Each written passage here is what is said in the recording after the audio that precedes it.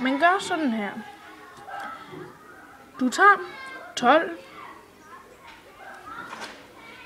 dividerer det med 15,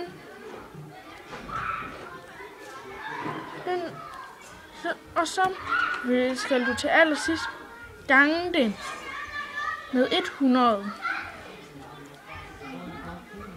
Og så vil du finde ud af, hvad 100% er. Dette kan du gøre på alle de stykker, hvor du skal finde ud af, hvad 100% er.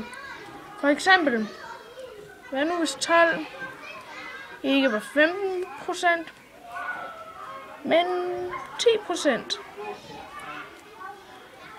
Så dividerer du 12 med 10,